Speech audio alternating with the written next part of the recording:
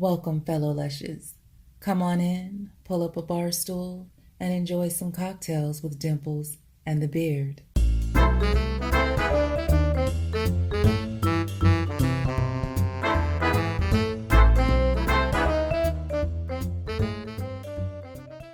You're really worried about that shirt, aren't you? Maybe I should go change it. No. Maybe have a second shirt available just in case. Just slip off camera and switch out if she's No. It's going to be before we start. Ugh. It's not before we start because technically, if you change, we've already started. If you don't change, we haven't started yet. That shirt will be on the podcast one way or another. Whenever you're ready. All right. Welcome back to another episode of Cocktails with Dimples and the Beard. Wisconsin edition. Genevieve Heyward, musician from Wisconsin, now in Nashville, coming on. But before we get her in the waiting room, we need the tavern open quick because we got some good stuff today. I need to thank our friends at Broken Bat Brewing down in Milwaukee, Wisconsin for providing us with ample beverages. A plethora of beer. We'll be drinking Mr. Oktoberfest. Let's crack. They got to stare at my armpit every time I open these beers now. Yeah, but it's a cool can. It is Mr. a nice October. can. Yeah, Mr. Oktoberfest. They do have good cans. They got baseball thread theme. I wonder why. Huh. Broken Bat Brewing. Yeah. So thank you very much. We appreciate Milwaukee. It's a cool bar. It is a cool bar. We're just gonna have some more Dirty Helen from our great friends at Great Lake Distillery. No, that's a good Oktoberfest. We're gonna check it out because I can't get enough. One of my favorite bourbons. I think right now it's my favorite bourbon. There it is. I'm always so happy when How was the old Oktoberfest? It's delicious. When Oktoberfest season comes back, because I do love me a good Oktoberfest. And I do miss a good October. That's a delicious beer. So yeah, it is. Thank you. Wow. Big thanks. Makes me want to drink more. Too bad you can't. This is mine. Son of a bitch. Well, if I was going to drink more, I would drink it while I was watching our podcast on YouTube. And I would be subscribing and leaving a comment is what I would be doing and taking a swig of the good beer from Broken Bat. Where would you take a swig of it at? Broken Bat Brewing. What about a bar? And then what about a bar in Wisconsin Dells? Then we would be going and checking us out on Facebook and X and we already mentioned YouTube. Check us out. Leave some comments. What do you think of the brewery? Instagram? And Instagram. Ooh, yeah.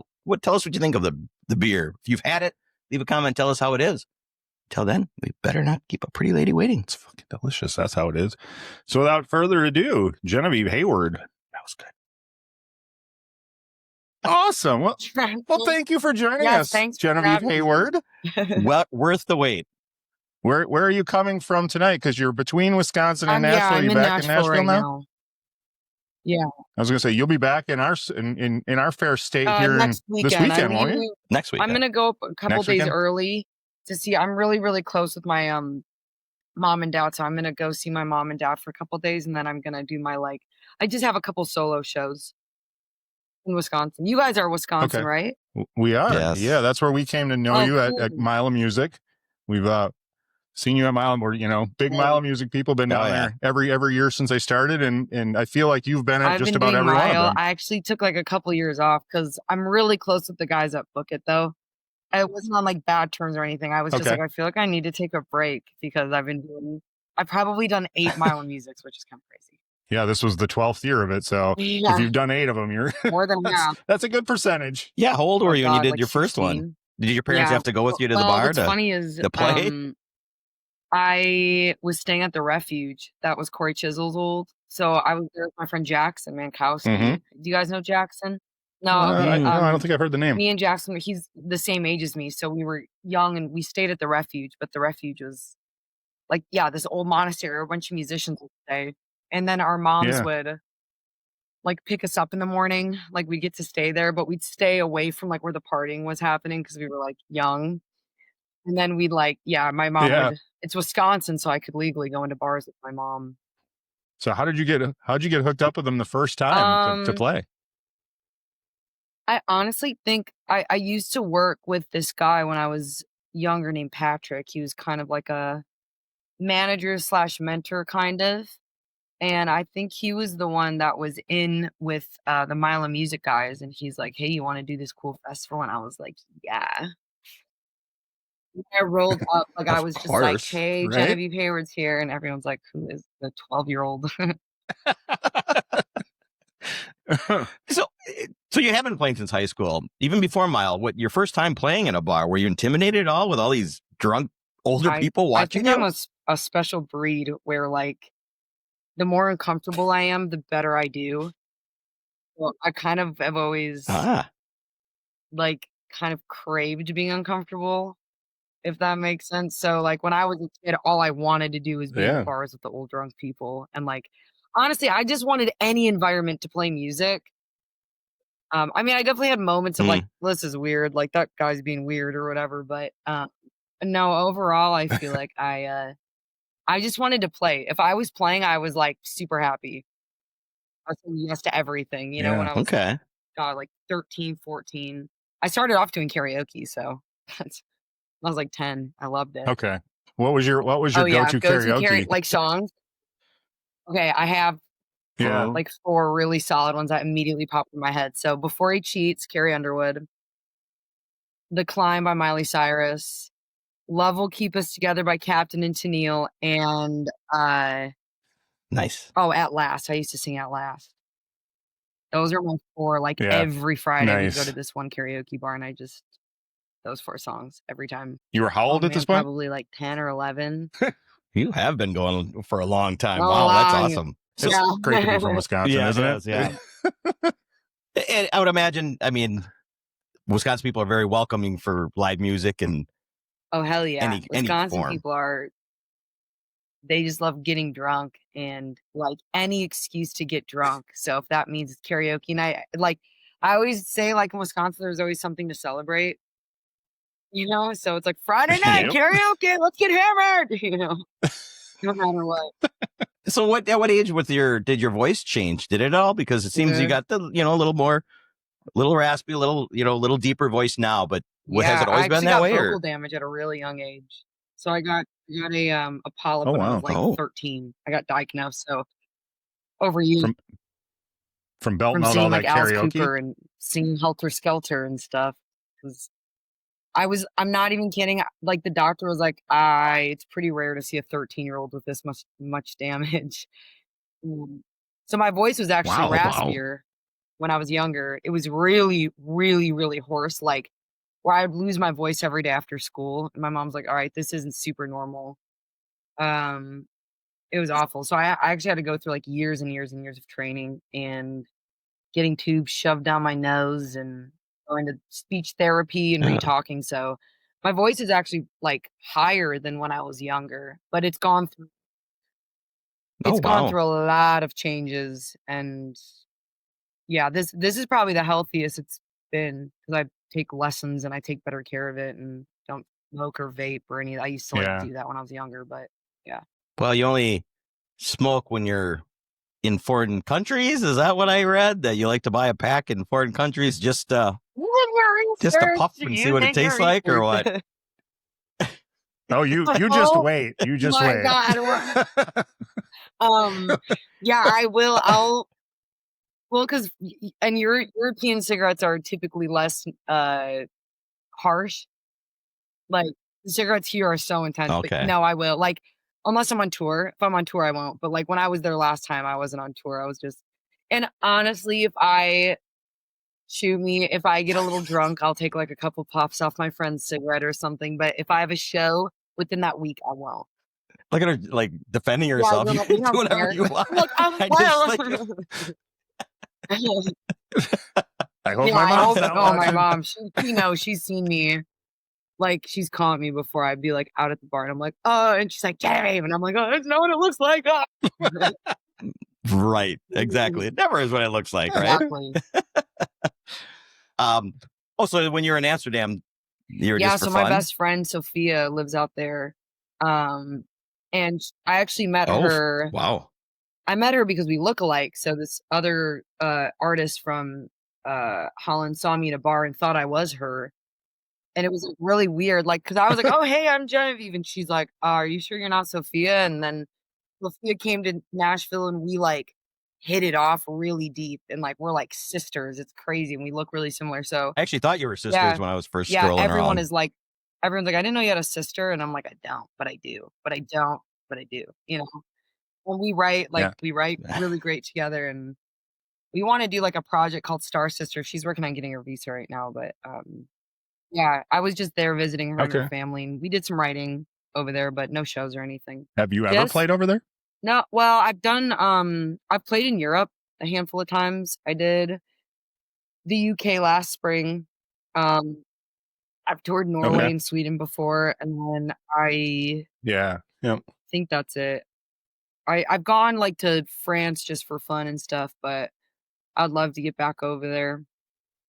But so she plays in that's she like plays in where Amsterdam? she won The Voice when she was like 16 or 17, so she's had a really successful career in the Netherlands. Yeah. What is the live music scene like over there? Is it, I mean, are they as into it as we are? I don't want to get in trouble from Europe. They're great. They're Europe. They're fantastic. My thing with Europe that I noticed about artists that live there is like it's really easy because it's like countries to me are so different than states. Like states kind of can blend into each other where countries are very like distinct different places. So I think an artist that's really big in this country, they're only going to be really big in that country. And they might branch out to the other countries, but we're over here, it's like I could be big in Wisconsin, but I can like be really like America is like everything's bigger. Like we're trying to be bigger and better and more streams and more numbers and all this. Where over there, like an artist can have a really successful career and just kind of stay in their country. So like the famous artists and like the biggest artists in the Netherlands, like we've never heard of them over here, but they all know about the American artists, you know, and the UK. I don't know. UK is like more like America. I feel like a lot of artists come out of the UK. Yeah, they do. Yes. So you mentioned you were writing with her, but how is that different writing with someone as opposed to just writing songs by yourself? You got to learn to not be stubborn. That's something I had to learn because I'm kind of stubborn. Like co-writing is so important to do because you might think you have good ideas, but like your ideas, it's so easy to like be in a box of your own idea. So I used to never really like co-writing. And I would do like festivals. Like I used to do a festival called Steelwood Song Fest up in Sturgeon Bay. Yeah, that was like a co-writing thing. So that was my first experience with it.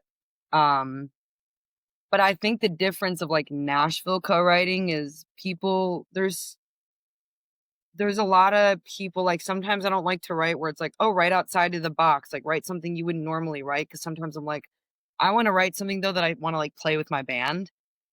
So I've like struggled with that where I'm like, why would I want to write something that I wouldn't play with my band, you know? So, but Nashville's been really cool because I feel like I've finally found people here that I love writing with and get together and like, it feels like they like read your mind. And Sophia's like that. Like we can get together and it's just like, she says the idea before I say it, you know? And there's been times when you're writing alone and I'm like, I don't know. I don't think this line's very good. And like when you're co-writing, you can get somebody that'll say like, no, it is a good line. Or they'll be like, yeah, you're right. That's really bad. Immediate feedback. So how long have you been in 2 Nashville? years in November. But I've done a lot of touring, so it's kind of like...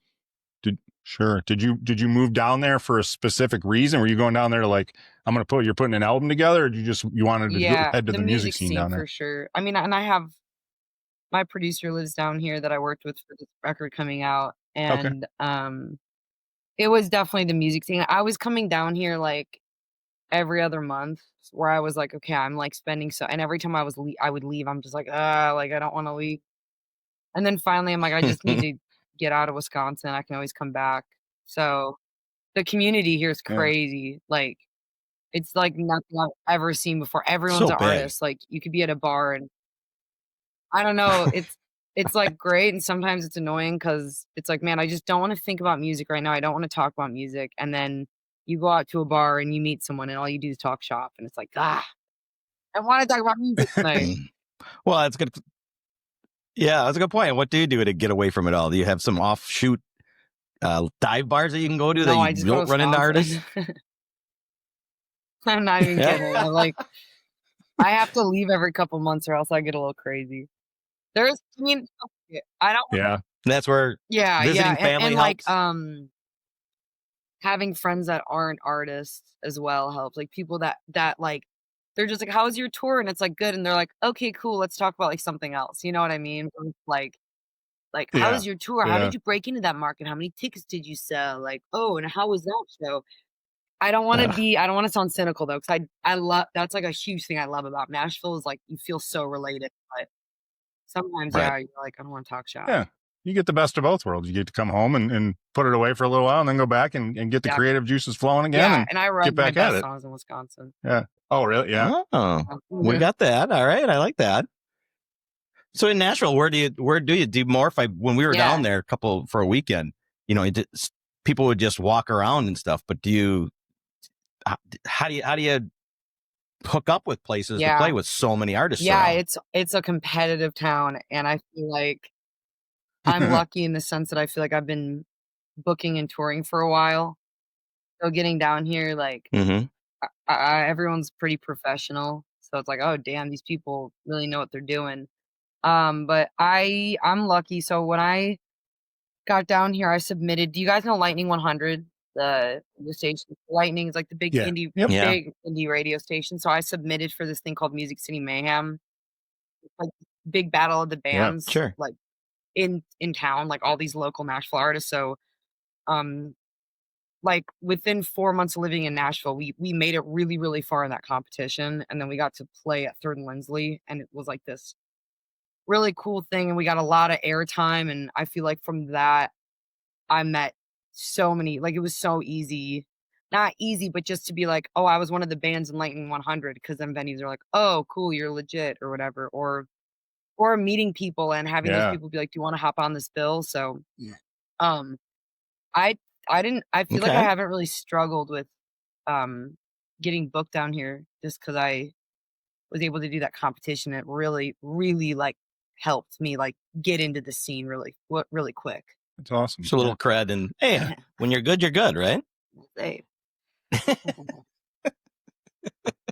Well, then that brings me back to, because of when you're good, right? We appreciate you doing our dumb little podcast. Damn, I'm happy to do it. I forgot we were opening with that because of all the technical difficulties. Thanks for doing our stupid little podcast. I'm happy to harsh. I'm happy to do it. Thanks for asking me. No. Well, your shorts, all right. Your Instagram shorts are funny. And then with the 6 foot blonde, you did the whole, I want to sound cool, but not too cool. I love to do your podcast.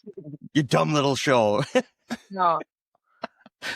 Who comes up with the ideas for promoting on Instagram? Because you put out some funny stuff. I would say that's a majority me. Every day I feel like I'll be walking down the street and I'm like, well, that would be stupid if I did that. And then sometimes I do, sometimes I don't. But I also have like friends, of course, that I'll be like, what do you guys think of this? Like, do you want to help me with it? And then, but I would say that I come up with like 95% of my Instagram ideas, I guess. I love making, I grew up in SNL. Like I was an SNL kid. Every Saturday, me and my dad.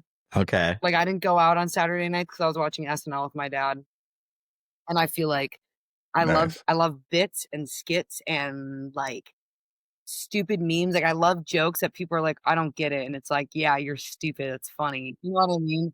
I love dumb shit. So yeah, it shows you know that you do love skits, because they're not. I mean, we've had people on and they'll do skits and it's like they're trying too hard. Yeah, yours just seem natural. Oh man, I know what you mean. There's like, it's really hard. I feel like with comedy in general, like I could never do stand up. I would never ever in a million years do stand up. But like I realized when you stop trying to, like, you pretty much can't think before you speak. You just have to speak. Like anytime anyone think before you no, true. You just go. You let your mouth go, and then if you say something wrong, you ask for forgiveness, but you just go. Or wear the wrong T-shirt and ask for forgiveness. That's right. Yeah. Never mind. That was an inside joke, but yeah, we wanted to wear shirts representing Wisconsin. So this was I don't know if the traveling suitcase. Yeah, I love Nick. Well, this is a T-shirt from Nick when he was he's been on the podcast, and he was when he was in Colorado, he was by himself. So this is representing Nick, and then Piggly Wiggly. I got my Piggly Wiggly shirt on. Let's go. It's got a pig butt on the back. It's fantastic. Because I think Nick is freaking insanely talented. I'm like so blown away every time I see him. And Piggly Wiggly that's the OG. That's absolute OG. Right. That's right. So yeah, but before that I had a Wisconsin Dells bar T-shirt. You can say it. You took a swig at Nigs. I swigged at and he was afraid to wear it. You've heard of Nigs down in Wisconsin Dells? Oh my God, yes. Nigs? He had the shirt on, and he was like, As we get closer, I was like, I gotta change. So I ran it. I'm like, what other? It was too big and bold. I just said, I don't want to make you feel uncomfortable. Let's just move on. Every time I drive past that place, I'm like, I don't know. I'm not going to jump to conclusions about things. You know what I mean? But it's just so like aggressive. Yeah. You're like, whoa. Oh, it's in your face. Yeah. I was down there like 2 weeks ago on a Monday night with a bunch of friends, and we were there just having fun, and we ended up staying longer than we should have. And after midnight, I just went, all right, we all want shirts. So I bought all of my friends a shirt. We all just picked out a shirt. We all bought them, and now I'm wear them out? Do people get it? I literally got it 2 weeks ago, and this was the first time I was going to wear it. And I chickened out. I've seen that shirt on the streets before. I know what you're talking about. It's still those. Mm-hmm. Plus, you missed the opportunity. She told us she likes to be uncomfortable, so hopefully it would have made her uncomfortable. Damn, this is crazy. She could have pretended like she didn't see it the whole episode, but like really, she was like, "What is up with thanks for having me." It's fucking weird. So speaking of awesome names for things, your new EP is coming out tomorrow. No, Friday. And you nearly named it Disco Tits. Yes. I got to tell you, that would have got my vote, but Sprinkles is cool too. It was. I know, there's still time. I can change it whenever I want before Friday, anyways. Yeah, I'm happy I went with Sprinkles. I think I was trying to go for like bold and like kind of stop. Like, also, I don't know if you saw the picture. It started with it started with that photo, and honestly, I sent it. So I just within this last year, I kind of have gotten like a team. So I have management. I have a booking agency now. Like I have a lawyer that that sounds intense, but he's like a really connected, good friend of mine that works down. He like helps me with stuff, and so I've like built a team down here, and I really like value their opinions because they put a lot of work in for like someone at my like low level that I'm still kind of developing.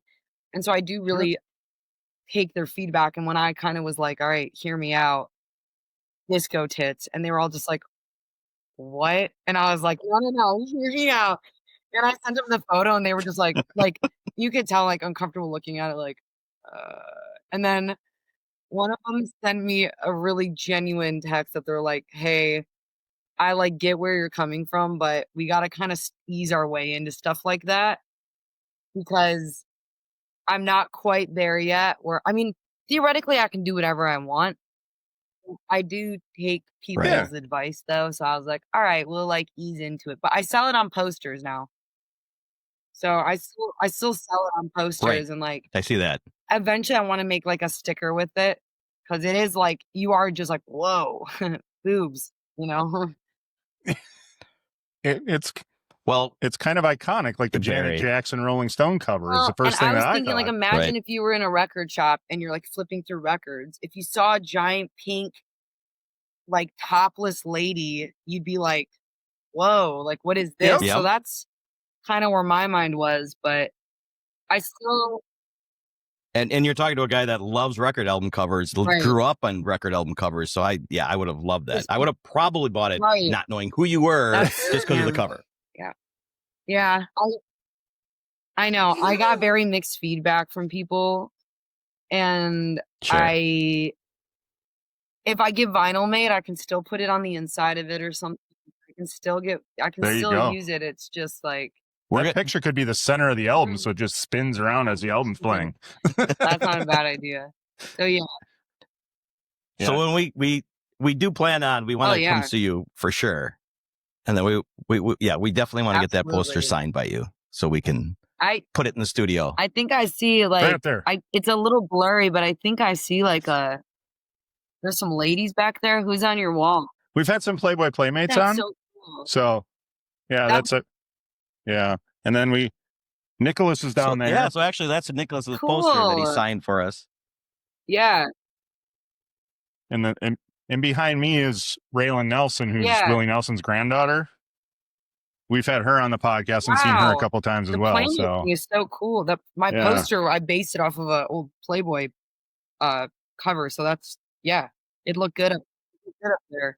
The font's Playboy too. That's like the same. I'm a big Playboy fan. Oh, cool! Yeah, even better. Yeah, we're planning on coming to the show in Swamico. Oh, nice! October, that's a real laid back one at the Yeah, that'll be cool. Yeah, that's only like 40 minutes from us, so 50 minutes, something like that. So, yeah, looking forward to it. So we understand Disco Tits didn't make it. It's Sprinkles, and it's coming out, and it's an EP, and I've been listening to the previews. It's exciting. That's some good stuff. Thanks. I really enjoy it. And Sprinkles, I can't wait to hear the whole song. I'm really excited about it. It's been a very long work in progress, so I'm stoked it's finally coming out, and I'm already like working on the next album right now because you have to it's one thing I think if I could give like artists any advice, at least artists starting out, it's like momentum is everything in your career. So just when you get done doing a big project, you don't rest. You don't rest and let it burn until it dies. You have to keep cooking stuff pretty much. The attention spans are short, and there's so many creators out there, and so many avenues to be putting music and art out there now that you really do have to stay on top of it if you want to remain relevancy is unfortunately when I talk to artists, they're like, I hate social media, I hate using it. I'm like, well, kind of nowadays it's everything. Social media is everything. Yeah. Well, we'll go back to your social media is not only great music, but it's humorous and it's fun to watch. So did you get kicked out of Target? Yeah. Was that where you were spinning the weight around? I didn't get kicked out, but I was spinning that thing for sure. Yes, you were. My mom's like, you're gonna hurt yourself.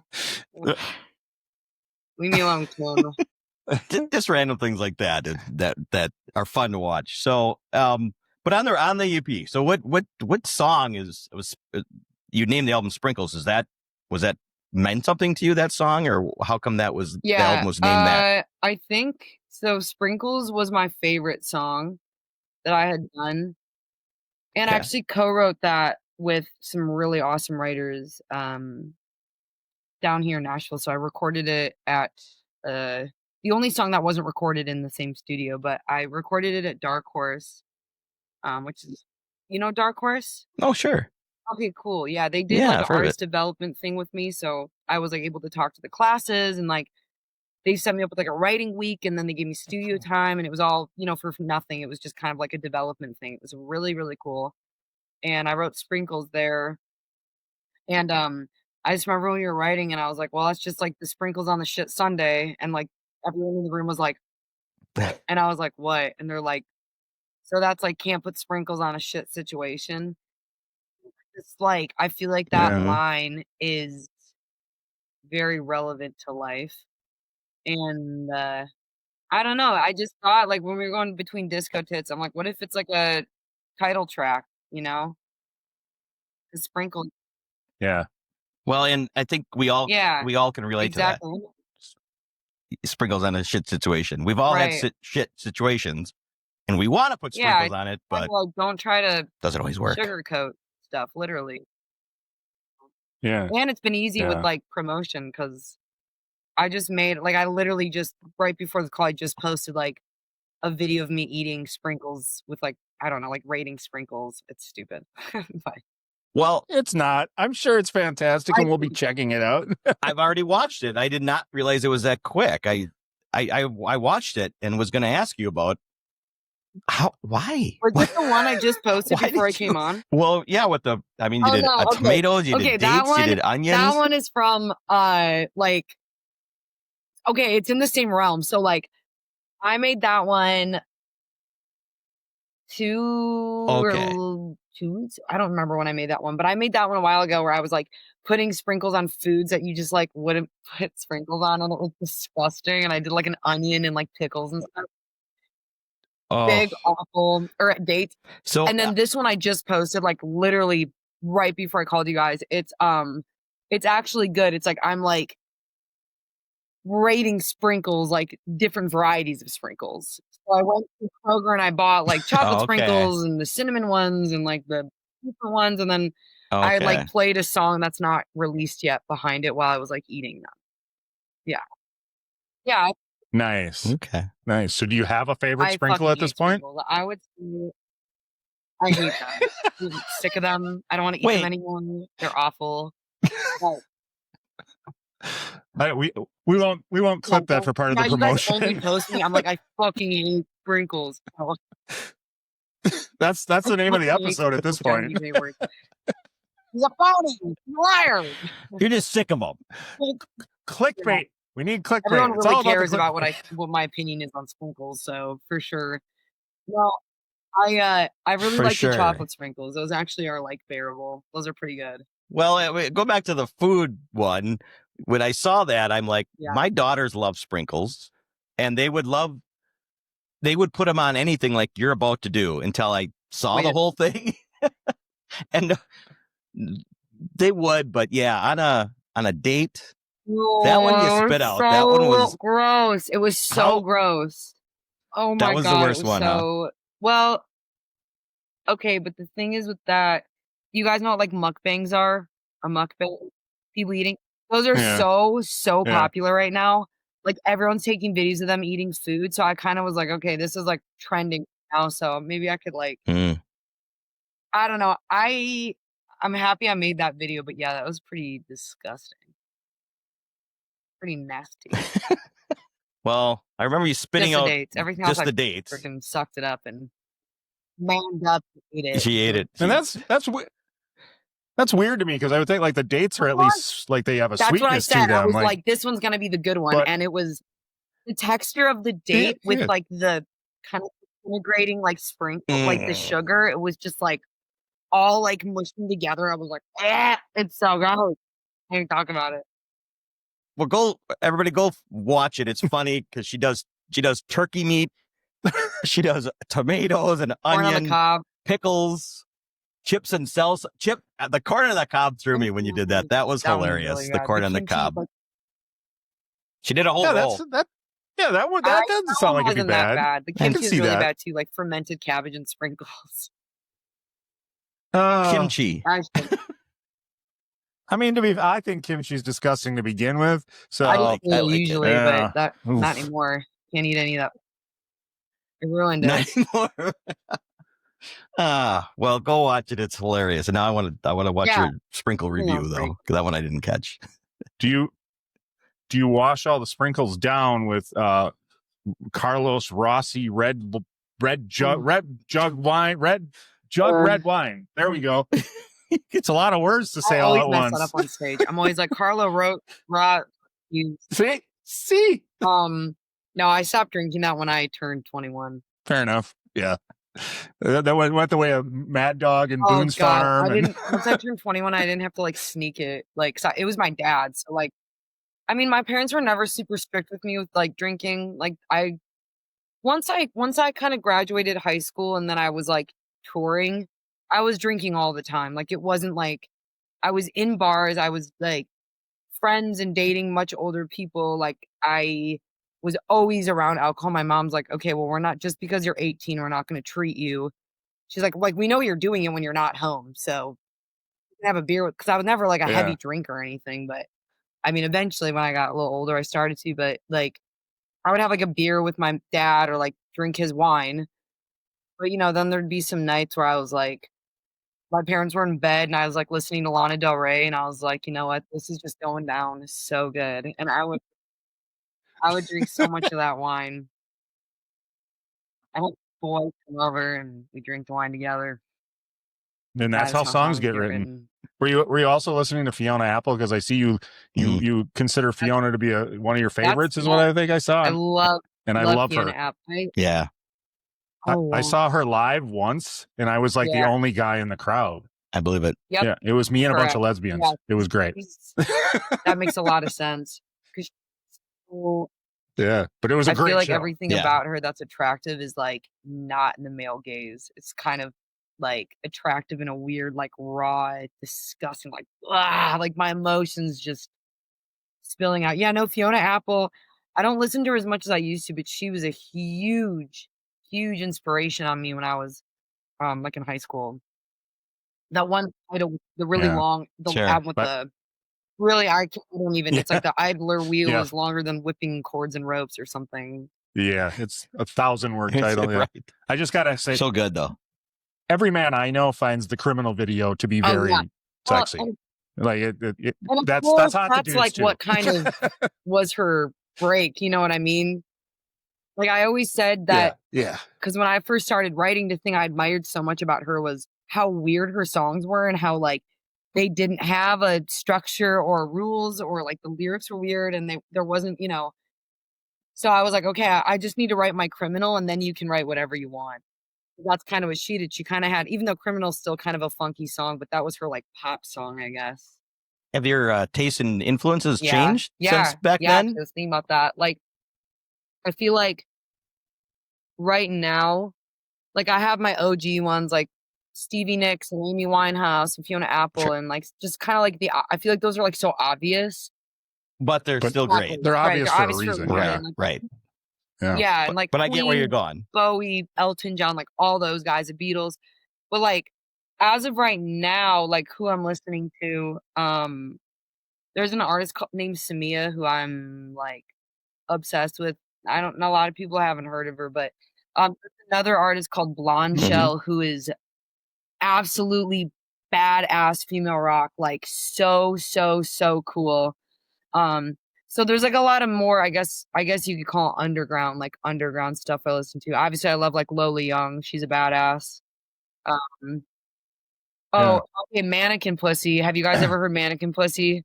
I've heard the name, but I've not heard. I've been listening to a lot of like angrier rock too, and they're like really good angry rock.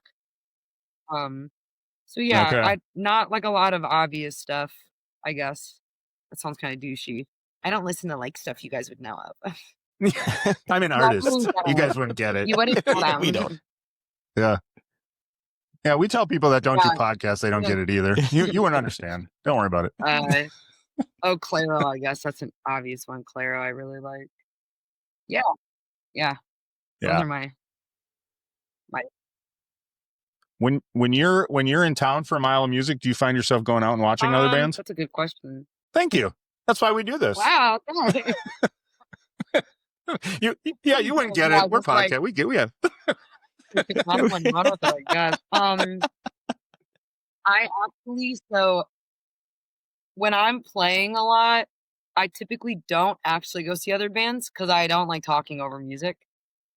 Well, I hear you. I hate talking over music, and especially with like the vocal damage I've had, I have to be that's what destroys my voice. It's not the singing, it's the talking. So typically when I do go to like a music festival like that, I'll go and see my friends play.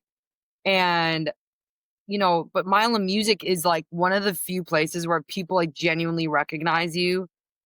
And especially like when I started so young. So like there's so many people that are like, you're Genevieve. And it's not because I'm like famous. It's just Mile of Music. I've just been there forever. You're Mile of Music famous. But no, I kind of feel like this time around, I was like being very cautious with my voice. So I really only saw like 2 bands play just because I get really, and also it's like, mentally getting prepared for shows and stuff. And if I'm being honest, this is gonna sound kind of shitty. I don't love watching live music. Wait, I what? know, isn't that bad? Now you talking just live, local music, or what about big band live music? Going to see like big famous artists. I have a really hard time. God, I sound like an asshole. I have like a really hard time spending a lot of money on tickets. Well, they're outrageous these days. Because I like, especially with really big artists, like when I look at Taylor Swift's ticket prices, I'm like, that's like criminal to do to people. I think that's like, obviously bigger productions call for more necessary needs, but like, I don't know. I think with smaller artists, I've been in really, really broke scenarios where I'm like, yeah, I'd love to see that artist, but I need that $25 for like whatever else it is. So no, I've never been like a concert girl. Like I've never really gone to a lot of concerts. Yeah, I like to go see some of my like I saw Andy Schaaf. Andy Schaaf's like one of my favorite artists ever. Okay. Love him. Saw him live, but there's I guess that also makes me sound like an asshole, but it's like I feel like it's hard for me to like go to a concert and be like, wow, that blew my mind. Yeah. But I have had a couple of those, you know. Yeah, that happens to me a lot. Yeah, you're like, I'm boring. No, I mean, it is one of those things. Live music is for, I mean, I don't play it, so I have no idea, but obviously going to see live shows is why, I mean, living in Appleton and having Milo Music here, it's like one of the best weekends of the year because you can just go from show to show to show and listen to a song or two and move on to the next place. And it's just casual and entertaining. That's fun. Yeah, I love Mile Music. You can just like, if you're like, all right, I saw 2 songs, this band rocks, I want to go see the next one though. Right. Yeah. No, I don't dislike seeing live music. I just don't do it very often. Yeah, no. So what do you do on your off time? Yeah. Yes. Off time. I actually have like a custom nail, like I make press-ons. Okay. Custom nail press-ons. So I have like a nail studio. Oh, wow. So I make those and sell them. And what is that? Let's promote that because my daughters love those nails. So okay, yeah, it's not. I just started it this year, so it's really small. And I usually just make them for my friends for like $30, but it's called Claws by Vive. Claws by Vive? Yeah, Claws by Vive, like Genevieve. Yeah. So yeah, I have an Instagram. It's like I said, it's kind of like a really tiny thing, but that's like what I love doing in my off time. And I also, I actually love going to the gym. I love working out. Us too. So, yeah. You could tell. Daily. Right. Yeah, I can. For sure. Pretty sure the gym's Vulcan that season. way. The gym goes that way. Yeah, I like that. And then I'm trying to think. Honestly, I do sit on my phone quite a bit. That's not a good thing. It's not, but we all do. Watching skits and reels and stuff that are funny. Reels and TikToks and all that stuff. Trying to find inspiration. Yeah.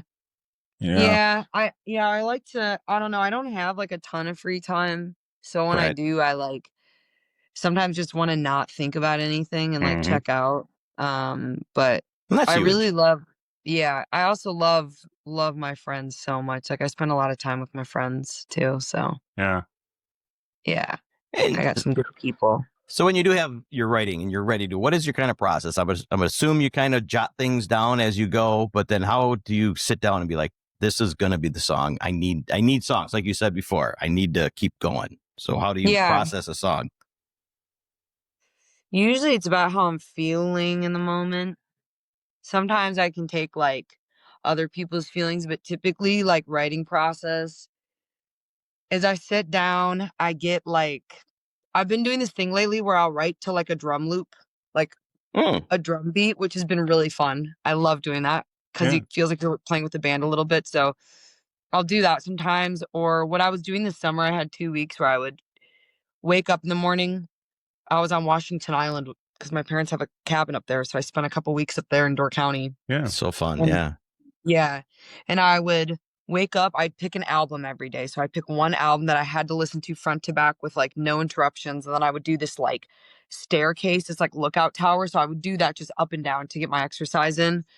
And then I would go home and like pick one song that like really stuck out to me. And I'd kind of try to like write off of that song a little bit, like pick up things I liked about it, inspiration from it. And then songs you can't plan. Sometimes the song would turn out different than that, or it would turn out how I wanted it to. But I mean, I have songs I've written in 20 minutes and I'm like, wow, it's just like, sometimes you write a song, you can like hear it already, and then you just like have to get it out on paper. But for the most part, I'm like, right. Everyone always asks too, is it music or lyrics first? But it's always music first for me. And then I'll jot down like ideas. Like I'm like, oh, that's funny. You said like somebody recently was like, oh, like I have a champagne diet, or I have, what is it, a champagne craving on a beer wallet or something. It was something really clever like that, that I'm like, oh, I'm going to write that down and use that in a song or something. So I feel like I don't have like a special like thing for writing. I'm like, I just sit down and kind of start doing it, you know? Do you, well, that's your process right there then. It's different every time. Right. Do you have a notebook like by the side of your bed or anything in case you wake up in the middle of the night with a line or do you have a note, your note thing on your phone or anything?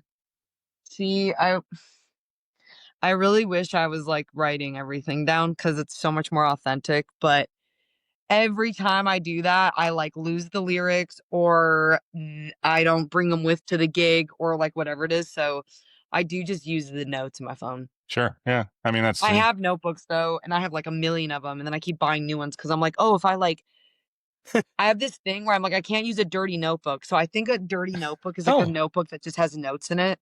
Oh.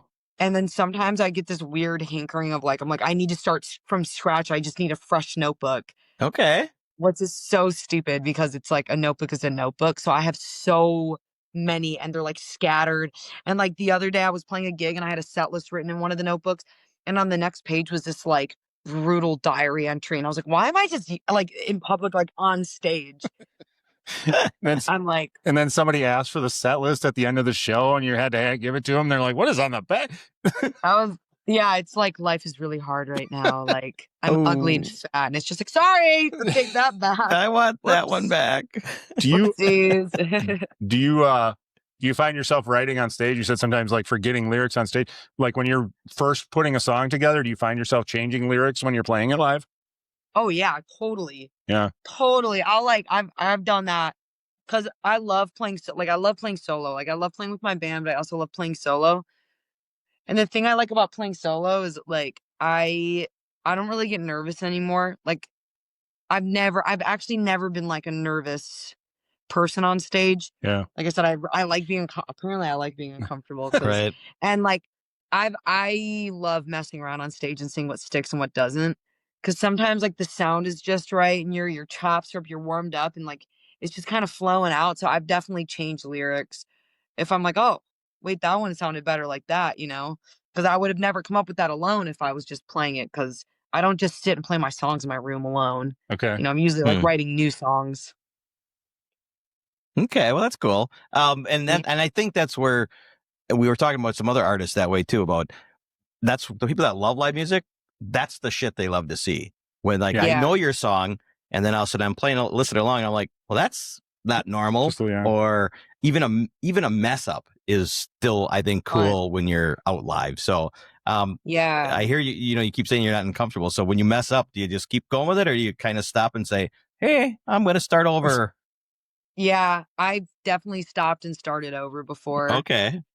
Some mistakes I get like pissed though, and I have to like pretend I'm not pissed, especially if it's like a really dumb mistake. Like the only time I'll get nervous or panicky is if like something's not like if like I can't get my guitar to like sound to come out, or like there's a crackle, or like your the other day doesn't work. Or my laptop doesn't work and my internet goes down and like all this stuff is happening. Yeah, you guys should have seen me when the internet went down. I was like, why is this happening to me? But I'm back. I'm fine. That's all that matters. Yeah. Believe me, we've had this happen more times than we can count. So. And I've always said it would be funny to me if somebody was just like, "Fuck it, I'm done with them. I'm not even gonna try." And just didn't come back. I never call you guys back. I'm like, I'm going to bed. I'm done. I'm done for the day. And we're gonna go to bed, and it's 8:15. I'm done. We'd have to figure out some awkward ending to it. Just be like, but we'd be like, respect. Yeah, we get it. But we'd still show up at your live show in October and be like, you like us, right? What happened? Hey, right? No, you just tell them that they're just like, well, Genevieve died that day. Oh, that's just bad karma. Yeah, I know. I make that joke all the time, and I'm not here. I knocked on wood, but.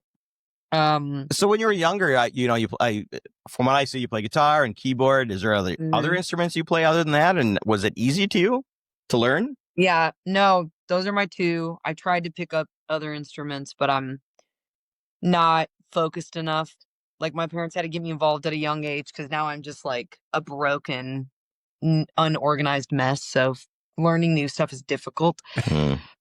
I get it. But no, instruments were never easy. I thought I hated piano. I played the first 4 years of piano. I was like, fuck this. I hate this so much. Yeah.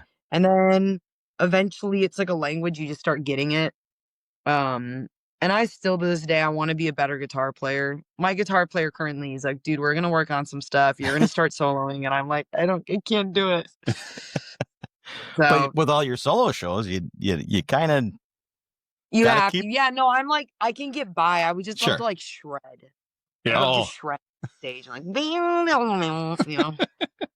So that's a goal. You want to shred someday. I want to shred. And I actually had this bit that we would do on stage that when I was introducing the band, I would let everyone kind of have like a solo. And then I would play my solo and I would like butcher a guitar solo really bad. And like everyone was kind of like, is this like is this surreal or what is she doing? And I would butcher it and then we'd get done and then people would kind of be like kind of clapping like that. That's fantastic. And like I had I thought everyone knew it was a joke and some lady literally came up to me and she's like, keep it up, honey. And I was like, oh no, she didn't know it was a joke. So I had to like end that joke. But yeah, my guitar player is like, maybe you should just start actually soloing. And I'm like, okay, yeah, you're probably right. All right. That's very funny. And I'm just saying, whatever you butchered was still probably better than Corey Feldman's solo. Solo. I thought she was gone again. Yeah. I left that when the screen was black. Sorry, I was just messing around. Break down, but I was like, she did it. She pulled it. She's like, they want that bit to happen. I'm gonna check out. I'm done. I was like, what'd you just say to me? See you later, boys. Challenge accepted. That was offensive. You're like, what? What was offensive? Speaking of offensive, and your tour coming this way, what does the van smell like? She's stinky. Stinky. I heard a rumor at Mile of Music. A lot of people talking about the smell inside the van smells like farts for some reason. Oh God, all I talk about is farts. That's all I talk about. That's the most relatable thing because if there's one thing, we all have a mother and we all fart. True. That's true. Mm-hmm. So yeah, no, I've toured in like a lot of different vans before. And like, no matter what you do hit this certain point. And I think this doesn't apply to me, but like with the guys I played with, I feel like chicks like think that's kind of hot though. I'm not even kidding. Oh, I have watched like girls be like, can I see the van? Not to me, like to the guys in the van. And it's like, sure. And then like, I seriously think girls are like, this is so cool. I'm like, stinky. Oh, It's not. You guys are true rock and rollers. Listen, I've gotten it where like a guy gets off, like a guy you watch play, and then you're like you reek, but it's like kind of hot because you just played. Yeah, right. Okay, that's gross. Okay, that's gross of me to say that, but I think we all get it. I just love that you're on stage talking about how stinky the van is. It was fantastic. It happened at Mile of Music. It was at Spats, your show at Spats. I don't know if you did it the rest of the shows, but I know you did it that show. Always do. Because with one song, Up With the Stars, I always call it Up With the Farts. Always. Everyone loves farts, like for real. And it always lands. That bit always lands. Whether they laugh or cry, they always do something. Right. People You get a react reaction. no matter what. Yeah. There's always like, and it's like, we all fart. Shut up. When's the fart song going to come out? It would be funny to be like a very like loving song, and then at some point be like, that whole thing was just about a fart. Yeah, like Sweet Relief. Wait, hold on. Let me think about. Yep. Let me think about this. You're on it. Yep, you're on it. Sweet That's Relief, perfect. like a gust of air. Releasing my demons. That's good. That's poetic. There you go. I like it. There it is. I'm cooking here. See, this is how it starts. I can't imagine the scent of a tour van after a long tour. It's gotta. What do you guys do when you get home? Do you just take it to the car wash and just spray out the interior and start over? Honestly, I feel like we just get really tired when we come home, so we like don't touch it for like a week, and it just kind of simmers. Marinate. And then you clean it out. But yeah, like the one van I toured in for a while was like a 1982 Chevy, and that one had like a built-in like mothball smell because it was like so old, you know. Yep. So that one always smelled like even after we get home and clean it out, it was always still like a little gasoline and a little like grandma's house, which was kind of nice. I kind of dug it. I love it. We're going back out in the grandma van. God, I miss it. And then my one of my bass players that plays with me, like an animal had crawled into it and like died in the winter. And so when we went to like go play in it, like use it again, he's like, okay, I gotta clean it out. And he did such a good job cleaning it. It like smelled clean. I was kind of like, it doesn't smell like I want it to be stinkier, but it smelled like cleaning products, you know. It doesn't smell like we're on tour. Like, damn it. Gotta start ripping ass. Ripping ass. Awesome.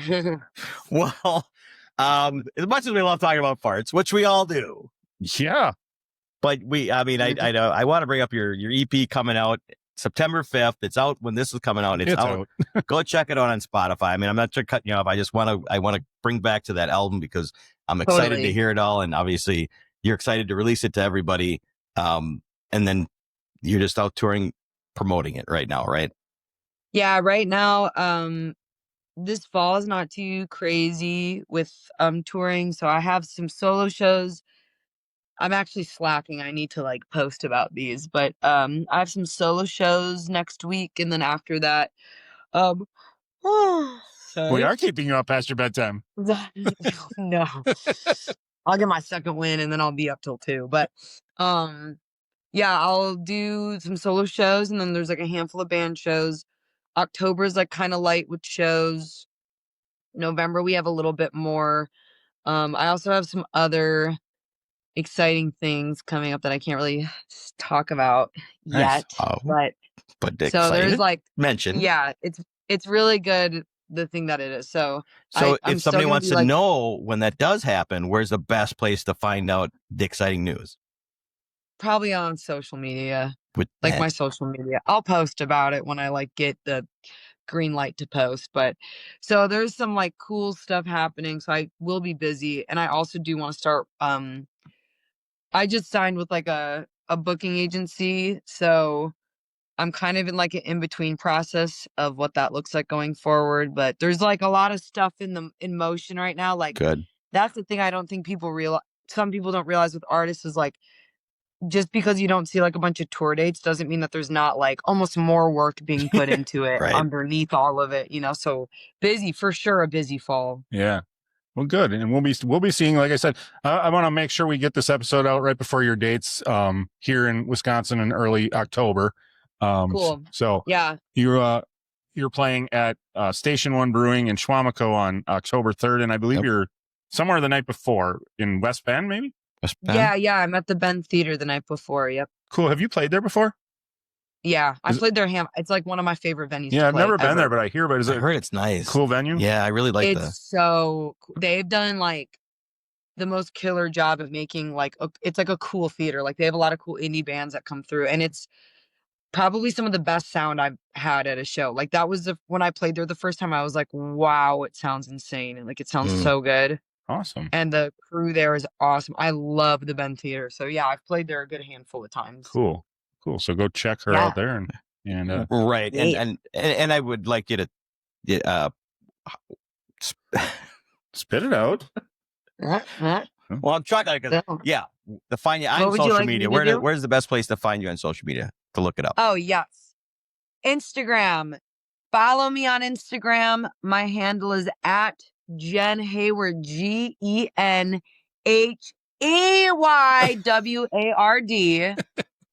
Not A, it's an E. And then TikTok, I post kind of. I'm not the best TikToker, but I do TikTok. So it's just Genevieve Heyward. Facebook, on my Facebook page, I'm like but Instagram is my bread and butter right there. You're way too young for Facebook. I didn't even know if young people use Facebook anymore. I still post like whatever I put on Insta. I just kind of magically works its way over there. Yeah. I'll just all right, just get it out there because I still have like a lot of friends and family on it. But yeah, sure. Yeah, I'm like an Instagram girl through and through. So perfect. Instagram is the place. I post on my story. I upload like all the time on there. So yeah, and we talked about it. They're funny, and Spotify, Apple Music, all that stuff. We want everyone to know every platform. Go check her albums out. All the platforms, all the social medias, all the things.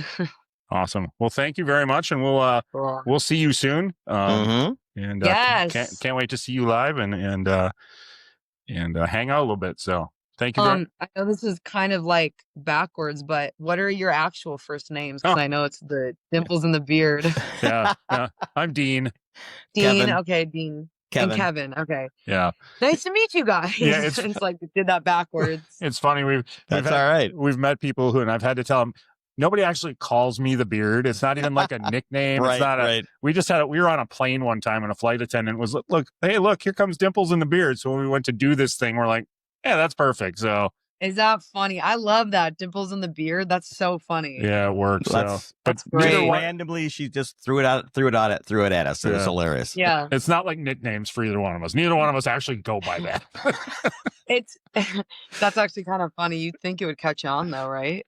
Well, maybe someday. Yeah. Maybe so. Well, I'll call you guys if you guys want. A couple of the guests will call us that. Yes. If we meet them out. Dimpy and Beard. Yeah. I like it. I love that so much. Keep that one, please. I will. I promise. All right. Thank you very much. Have a good night. Cool. Yeah. Right. Thank you guys. Sorry for all the technical difficulties. Don't worry about it. It was worth it. It was worth it. Cool. Right. Nice meeting you guys. Yeah, you too. Have a good night. Night. See you soon. Bye.